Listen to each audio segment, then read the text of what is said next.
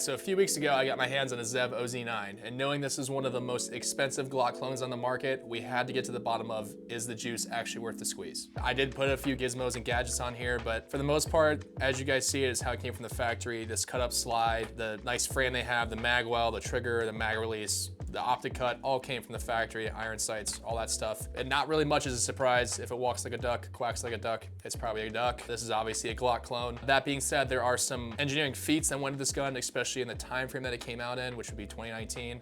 So in terms of that, really high speed, very much over-engineered. In my opinion, this is pretty much the pinnacle of what a Glock could possibly be. This all being said, this gun comes in at a very hefty price point for $1,500, especially being just a striker fire platform that is basically a Glock. This is a very hefty price point, very demanding price point, and we're gonna kind of get into why that might be. Let's just get into what the gun comes with real quick. So first and foremost, it comes with this like really awesome lipstick red Pelican box. In this pack, it comes with 3 PMag Glock mags, and then obviously the gun. Also comes with like a nice cardboard container that contains plates and different spring weights and such for the striker. So very cool, already out of the box. I mean, this box alone is probably 100 bucks, 150 bucks. So you're already like getting into premium pistol territory when it comes in a presentation just like this. Let's work our way top to bottom with this gun because there's kind of a lot going on, especially in the frame area. There's details I don't want to be missed. As you guys can tell, in terms of aesthetics, this gun is an A+. All right, it's cut up, trimmed up nice. The milling on the slide looks awesome. The RMR cut is actually deep in the optic.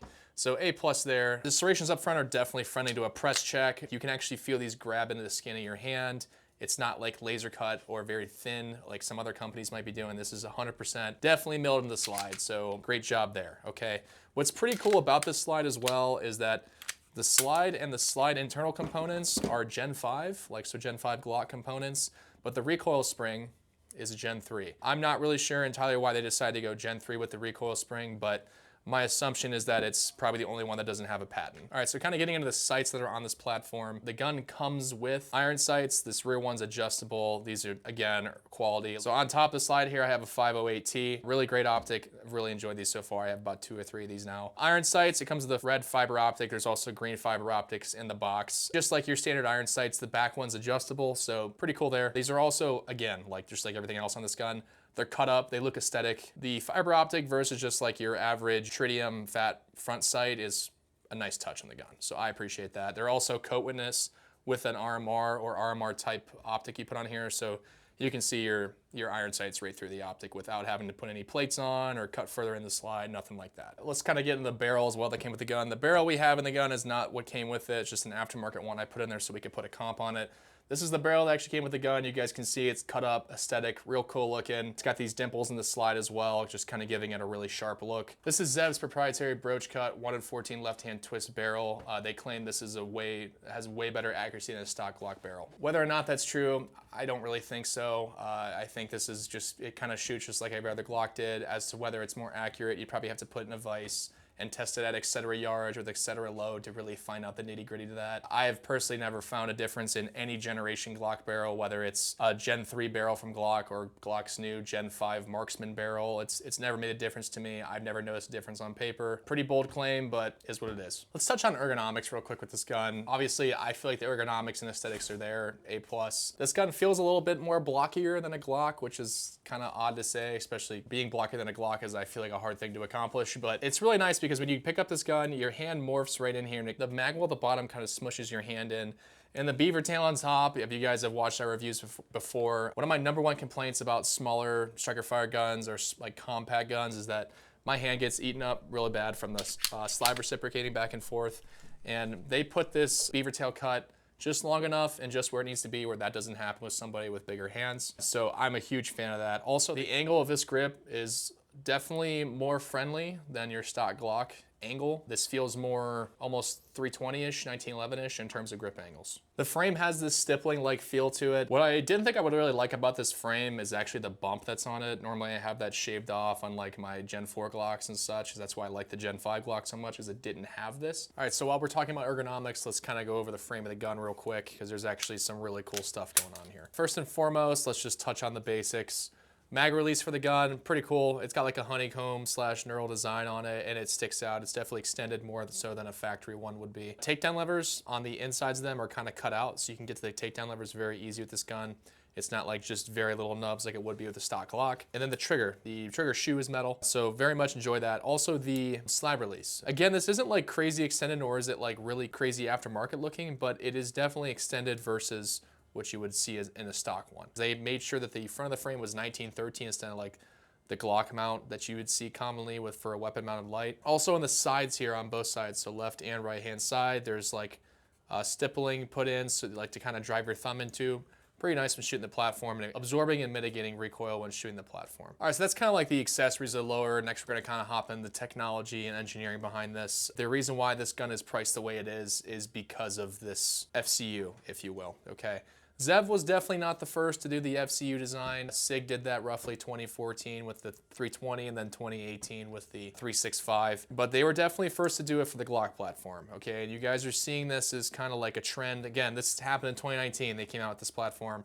We're seeing this kind of come back now in 2025, which in my opinion is the year of the Glock clone. So included with the actual frame, the serialized portion of the gun, it's the rails, the locking block, trigger bar, and all the housing back here. These are all, it all comes out in one frame and you can pick and drop this into grip modules, okay? Zev themselves makes a few different modules for this. I believe there's a full size, a compact, and a subcompact, all of which they sell Magwells for. Icarus Precision kind of picked up on the aftermarket of this gun and made their own module for it. I believe they have a few, one of which brings it to a full size and one kind of keeps it at a compact. All right, and while we're on the topic of frames, let's just kind of go over this real quick. This will fit this slide, okay? So the Zev slide that comes with this gun, remember, Gen 5 slide, Gen 5 components or internal components, Gen 5 barrel, Gen 3 recoil guide rod. It will fit Gen 4 Glock frames and Gen 5 Glock frames. If any of you guys have a Lone Wolf Timberwolf frame, you can drop the Zev slide on that as well. In terms of versatility, it's not like it has to stay on the gun that it comes on, but if you do have, like me, if you have Gen 5 frames laying around or a Gen 4 frame, maybe you're not super satisfied with how the Zev one is, you want to dump further money into this thing, well, you can. I will say, the one thing I'm not too infatuated about when it comes to the frame, I think the engineering stuff is super cool, and now that like I have previously not worked in the industry prior to this job, and now that I do, I can tell you guys, like, it is not cheap manufacturing something like this and having to assemble it and having to QC it and having it be at a certain quality that you want it to be at. Definitely not cheap. Again, this might be a patent thing, it might not be. I just don't know why they wouldn't make an ambi, okay? You can switch the mag release over, but you cannot obviously do that with the slide release. It might just be a patent thing, the reason why they didn't switch it over. But again, we're talking about a $1,500 gun. We have to be a little bit brutally honest here. When you get in that price range of a gun and it doesn't come with ambi features or it's only half ambi, especially knowing this came out in 2019, that's a lot to bite off, especially for somebody like me. Next thing we're gonna talk about is the trigger. This is a rocky road, guys, so prepare yourself. So let's just talk about the pros real quick. This trigger is flat face. So in terms of pressing it straight back to the rear, feels really good. Trigger's made of metal. That's not really a life-changing thing, but it is kind of cool in terms of like aesthetic and feel, having a metal trigger, kind of cool to have. Now let's get into the cons. Fortunately, there's kind of a lot with this trigger, okay? So your standard Glock trigger, whether it's brand new or it has, 3,000 to 5,000 rounds through it, it still has a very definitive wall, okay? And this trigger does not have a definitive wall. What I would rather relate it to is more like you just get a buildup of more resistance. There isn't a definitive part where you feel like a mechanical stop in the trigger. You just feel more resistance as you pull back to the rear, and it gets to the point where then it releases itself and the gun goes off, okay? This felt really weird to shoot just because I'm so used to Glock triggers and how they work, or even the Glock performance trigger. The one thing I like about them is that they break from the wall very well, okay? The one thing the total beef I had with this pistol, especially for it being $1,500, is the trigger was just, I don't know, a little bit too Glock in nature, and that's kind of a problem for me, especially being in the price range that it's at. You can imagine your average striker fire trigger, that's pretty much the category this falls into. And honestly, I think that's kind of unacceptable, especially given the price range this gun comes in. Give me a few range days and a few boxes of ammos with this gun, I would work right through it, it's not a problem. But we have to keep in mind what we're paying for this gun. These are things that I think should be fixed, especially when they did a unique platform like this and put all this engineering into it. You think they would fix the trigger system, but again, there might be something I don't know. So just my 2 cents. All right, so I think a really cool point of the gun that I actually see copied often in the industry is the Zev Magwell. If you guys scroll through Amazon and you look at like the airsoft Magwells or just copies of Magwells in general, it's normally a copy off the Zev design. One, because it's super aesthetic, and two, it works very well. There are plenty of Magwells that exist on this market that are Magwells, but they do not function well as a Magwell. This most certainly does. This is a very healthy bevel on the bottom of it. I would say it's to the point where it's good for carry and it's good for competition use or, you know, range use, whatever it is. There's also this pretty healthy lip on the front of it, okay? And when you're grabbing a Glock 19 platform like this, it kind of gives you a little bit of bite on the bottom of the gun. I was not expecting to like this as much as I did, but the first hump combined with the heel from the Magwell kind of gives you a really good firing hand bite on the gun, and there's not much to complain about that. So not only is it working well as a Magwell, helping with the reloads, making them smoother or making them faster, whatever it is, it's also kind of helping out with the grip, especially guys with bigger hands. Kind of smushing your hand there and it feels really good to grab. Okay, now the mags it came with, not knocking Magpul, they make fantastic stuff. I think on their Glock series of mags though, these are kind of a big L, especially for a gun. Again, we can't forget about the price point of this gun. It comes with 3 of these, okay, but these really aren't the greatest quality in my opinion. They rarely ever drop free. And I commonly have issues with mine. I understand people have not had issues with these and they've been flawless for some. It really bothers me that these mags never drop free. Therefore, they're just not for me, okay? And the gun comes with 3 of them. And again, we're talking a gun we paid $1,500 for them coming with a $6 mag, if that just kind of left a weird taste in my mouth. Not to infatuate the mags, but again, I have tons of these laying around, so it wasn't a huge deal for me, but something to keep in mind. Overall build quality, probably a 9 out of 10. This gun looks sharp. It shoots just fine for being a Glock platform or a striker fire platform. It looks very aesthetic, which means that there's been a lot of machine time put into this, probably a lot of QC done. Again, diluting back to the price we're seeing it at. This gun looks like a Glock and it shoots like a Glock. You're gonna shoot this gun and be like, wow, that feels like $1,500 of performance. It's not gonna happen, okay? It's gonna feel like you're shooting a Glock. It pains me to say it just as much as I have to say it to you guys, but that is unfortunately what we're running into with this gun. The one thing I will say about this gun, it is most definitely a Glock in its full evolution, okay? If a Glock went Super Saiyan, this would be it. It does not get any further, it does not get any more pinnacle than this. They have done everything in the Glock platform that can be done. Optics cut, essentially an FCU, compatible with multiple generations. There isn't much that can be done at this point, okay? And they've done that at $1,500 price point. I think we're gonna start seeing in the future other companies do it at a much lower price point and maybe even better build quality, which kind of brings me to my next observation with this gun when it comes to build quality is I have a unmarked Gen 5 Glock barrel in here. I got this in the secondhand market, super cheap, like $100. The gun kind of liked it, kind of didn't. We had some light fires, or we had some light strikes and some failures of fire with it in there. Also, we kind of had this like locking up problem where the gun would sit not fully locked up and it would sit just barely out of battery. So when I would drop the hammer, you would actually see the slide move forward. Again, it could be a tolerancing thing.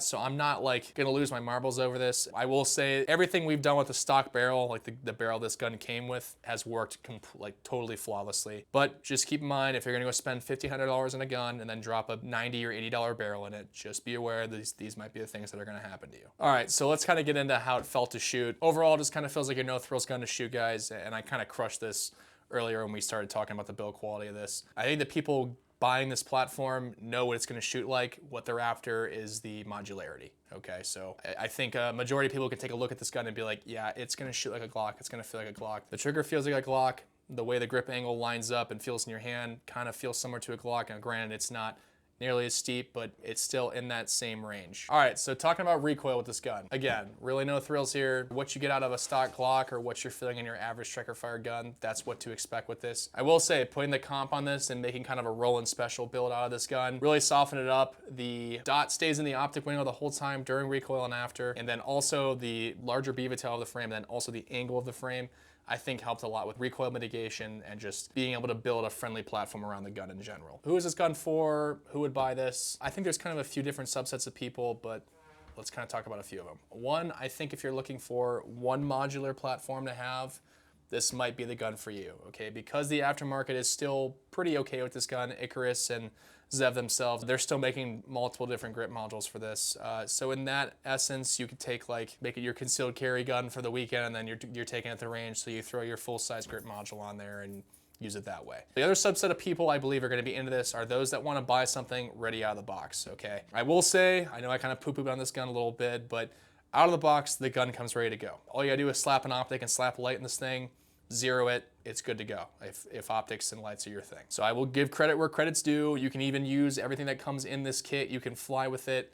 In that aspect, totally good to go. Comes with the mags you need, whether it's for the range or for carry, one on the gun, two on the side. That's pretty good universally speaking when it comes to range versus duty use. The other and last subset of people I believe they're gonna wanna buy something like this are those that appreciate a Glock in its peak engineered form.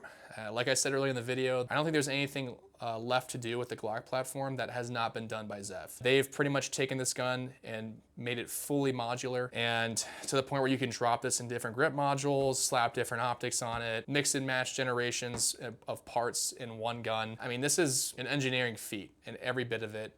Like I said again earlier in the video, the reason why you're paying what you're paying for this gun is 100% because the engineering put into it. And this kind of brings me to an interesting point is, especially with the Ruger RXM just coming out not too long ago, looking at a gun that's $300 bucks, $350, and then looking at a gun like this, that's $1,500, $1,600, especially after taxes. It's kind of interesting to see that this comes in at the price point it does, and then we're seeing something like the RXM come in at the price point it does.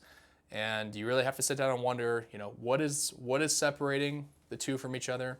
Is it specs? Is it QC? Is it quality of the parts? And I think it's a very good topic for a conversation. If you guys enjoyed the video and you want to see more content like this, make sure you like and subscribe.